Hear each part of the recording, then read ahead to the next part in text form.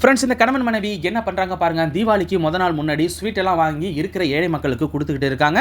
அதில் ஒருத்தருக்கு ஸ்வீட் கொடுத்துட்டு போகும்போது அவர் அந்த ஸ்வீட்டை பார்க்குறாரு. இதெல்லாம் விலை உயர்ந்த ஸ்வீட்டாக இருக்குன்னு சொல்லிட்டு ஒரு முடிவு எடுக்கிறாரு. இதை எடுத்துகிட்டு போயிட்டு கடையில் விற்றலாம்னு சொல்லிட்டு பக்கத்தில் இருக்க கடையில் கொண்டு போய் கொடுக்குறாரு. இதை மீண்டும் அந்த வழியாக வந்த கணவன் மனைவி ரெண்டு பேருமே பார்க்குறாங்க. பாத்தியா, அவருக்கு நாம ஸ்வீட் கொடுத்தா அதை கொண்டு வந்து இங்கே கடையில் விற்று பணமாக்கி குடிக்க பார்க்குறாருன்னு முடிவு பண்ணவங்க என்ன நடக்குதுன்னு பார்த்துக்கிட்டு இருக்காங்க. அந்த கடைக்காரர் இந்த ஸ்வீட் எல்லாம் வாங்க முடியாதுன்னு சொன்ன உடனே அவர் எடுத்துக்கிட்டு போறாரு.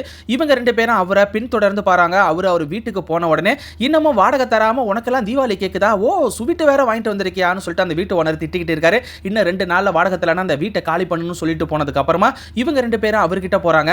போயிட்டு தீபாவளி அன்னைக்கு இந்த ஸ்வீட்டை சாப்பிட்டு நீங்க சந்தோஷமா இருப்பீங்கன்னு சொல்லி தான் உங்களுக்கு கொடுத்தா, அதை எதுக்காக விற்க போறீங்கன்னு கேட்டதுக்கு அப்புறமா தீபாவளிங்கிறதால 4 நாளா வேலை இல்லை, என் பொண்டாட்டி புள்ள எல்லாம் பட்டினி கிடக்கு, இதுல நீங்க ஸ்வீட்டை கொடுத்து தீபாவளியை கொண்டாட சொல்றீங்கன்னு கேட்டதுக்கு அப்புறமா அவங்களுக்கு ஒரு உண்மை புரியுது.